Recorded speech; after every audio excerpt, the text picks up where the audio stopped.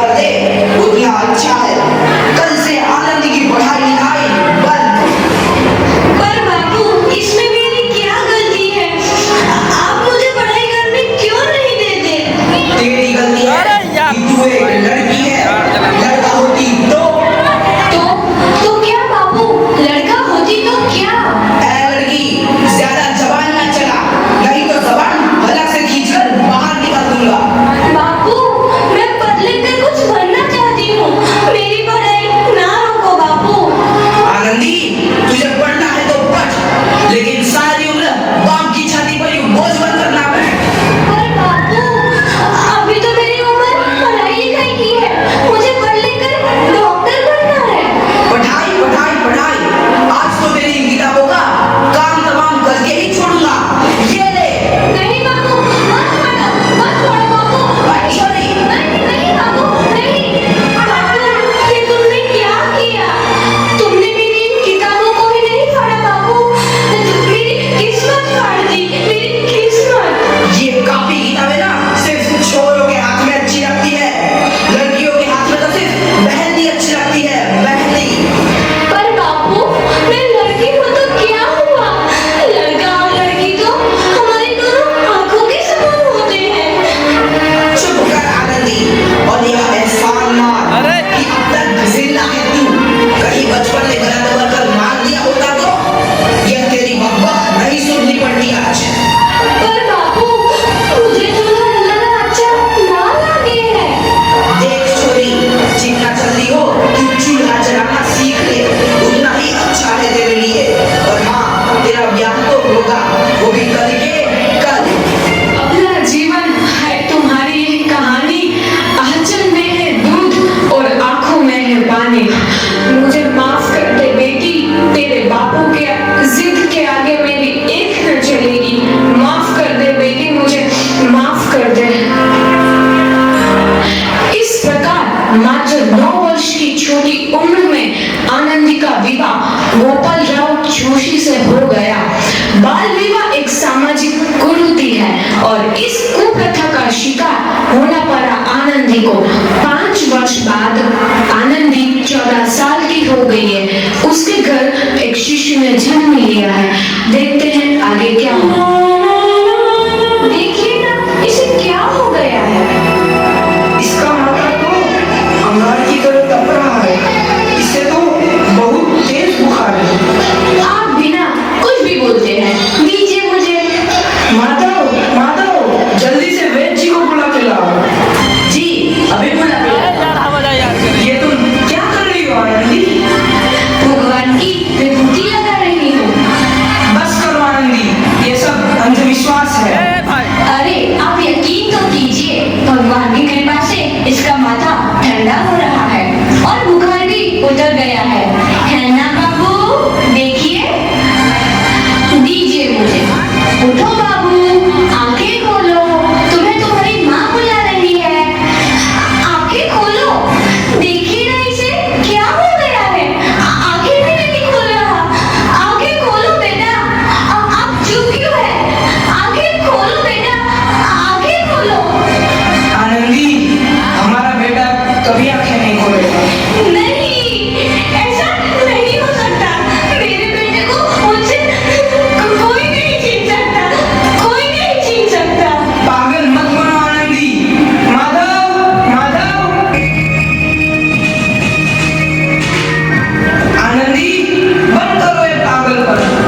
भगवान ने मेरा बच्चा छीन लिया। भगवान ने नहीं, तुम्हारी अशिक्षा और अंधविश्वास ने तुम्हारा बच्चा छीना है।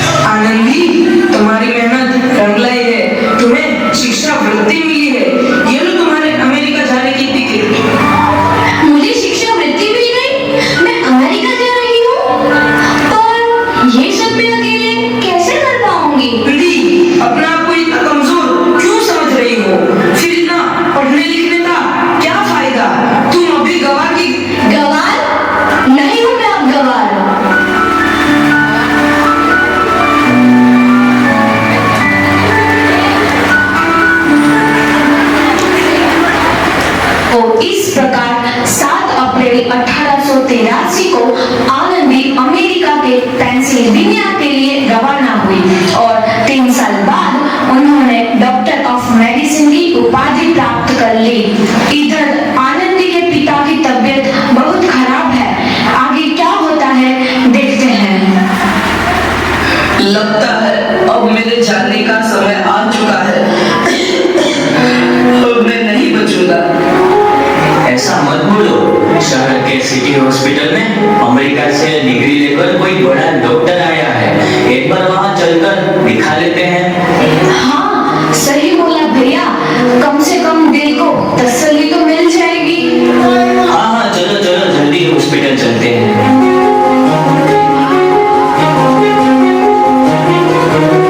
इस मरीज की हालत तो बहुत ही खराब है। कोई चमत्कार ही इसे बचा सकता है।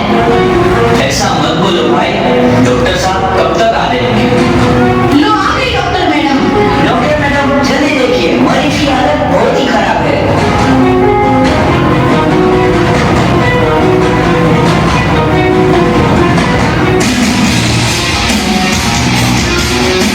अब आप बिल्कुल ठीक हैं। मौत के मुंह से आपको बचाया है डॉक्टर मैडम ने। डॉक्टर साहब ने मुझे बचा लिया। मुझे मिलना है डॉक्टर साहब से। डॉक्टर साहब नहीं, डॉक्टर मैडम बोलो। डॉक्टर मैडम, उन्होंने ही तुम्हें जीवन दान दिया है। तो आ गई डॉक्टर मैडम, मिल लो मुझसे। डॉक्टर मैडम आपका बहुत बहुत धन्यवाद। आपने मेरी जान बचाई। इसके बदले में मैं गरीब भला आपको क्या दे सकता हूँ? वचन चाहिए मुझे कि कभी ये नहीं कहोगे कि लड़कियां कुछ नहीं कर सकती। वचन? ये कैसा वचन? अरे श्यामलाल, तुमने पहचाना नहीं? तुम्हारी बेटी आनंदी। आनंदी? मेरी बेटी आनंदी? डॉक्टर? हाँ बापू, वही आनंदी जिसके लिए बचपन में तूने चूल्हा और दूल्हा के अलावा कुछ नहीं सोचा था। आनंदी, आनंदी मेरी बेटी, मुझे माफ कर दे। मैं तेरा गुनहगार हूँ बेटी। नहीं नहीं बापू, वही आनंदी जिसके हाथ पीले करके तुम उसकी सारी जिंदगी काला कर देना चाहते थे। माफ कर दे मुझे मेरी बच्ची, माफ कर दे। मैं तेरा अपराधी हूँ मेरी बच्ची, माफ कर दे। नहीं बापू, मैंने तो तेरा एहसान चुकाया है। याद है ना अपना एहसान जो बचपन में तुमने मुझ पर किया था? ताने सुना सुना कर जीते जी मार डाला था मुझको। अब बोल, और किस किस को मारेगा? आनंदी बेटी, मुझे माफ कर दे मेरी बच्ची। मैं तेरा गुनहगार हूँ। बापू, आपने ही तो बोला था किताबें सिर्फ बेटों के हाथ में अच्छी लगती है, बेटियों के हाथ में तो सिर्फ मेहंदी। बेटों और बेटियों में फर्क करना तो आंखों में फर्क करने समान है। एक का पढ़ना और दूसरे का ना पढ़ना सामाजिक अंधकार है बापू, सामाजिक अंधकार। उपकार मांगता हूँ मैं तुझ जैसी बेटी का, जिससे सारी उम्र उससे कुछ ना मांगा। मांगा तो सिर्फ बराबरी का दर्जा। वरना सच तो यह है कि मैं तेरी माफी के लायक भी ना हूँ। और जैसा बाप तेरी बराबरी कर सके, उसके मैं लायक भी ना हूँ मेरी बेटी, लायक भी ना हूँ। अपने बापू को क्या माफ नहीं करोगे आनंदी? माफ कर दो आनंदी, माफ कर दो। सुबह का भूला यदि शाम को घर लौट आए तो उसे भूला नहीं कहते।